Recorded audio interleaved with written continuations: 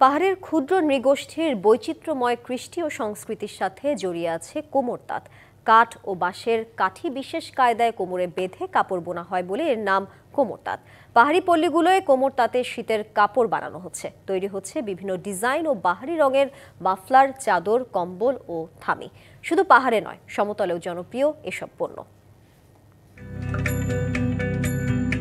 পাহাড়ের পাড়ায় পাড়ায় ছন্দময় কোমর তাঁতের শব্দ। তৈরি হচ্ছে ঐতিহ্যবাহী পোশাক। কেউ নিজের কিংবা পরিবারের সদস্যদের জন্য, কেউ আবার বিক্রি করতে কোমর তাঁতের পোশাক তৈরি করছেন। শিয়া বাটার ও ভিটামিনে সমৃদ্ধ লিলি বিউটি সোপ, তারুণ্যময় উজ্জ্বল ত্বকের জন্য। রিমার্ক। মারমা ভাষায় রাক্কাইন, ত্রিপুরারা রিনাই রিসা আর চাকমা নারীরা বলেন পিনন হাদি।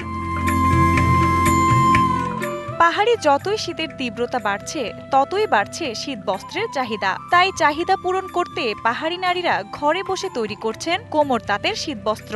ব্যাপক চাহিদাও রয়েছে বাহারি রঙের মাফলার, চাদর, কম্বল আর থামির। বেশিরভাগ মহিলারা করে এই কাজগুলো বাড়িতে বসে অবসর সময়ে শীতের জন্য। যদি আমরা আরো প্রশিক্ষণ পাই তো আরো সুন্দরভাবে করতে পারবো। নকশা ও মানভেদে কোমর তাঁতের পোশাক বিক্রি হচ্ছে ৩ থেকে ১০,০০০ টাকা পর্যন্ত। আমাদের গ্রামের নারীরা এগুলা বিক্রি করে তারা নিজেরাই স্বাবলম্বী হয়ে থাকে।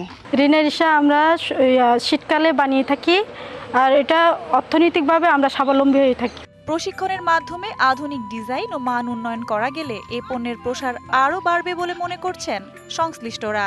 আমরা এইবারের যে প্রশিক্ষণটার ব্যবস্থা করেছি সেটা হচ্ছে যে তারা শুধু এখন কোমর তাঁত বুনতেই জানবে না, তারা আমাদের সংস্কৃতির যে বিভিন্ন দিকগুলো রয়েছে কাপড়ের মধ্যে যেগুলো উপস্থাপন করা হয় সেইটাও তারা এখন বুনতে পারবে।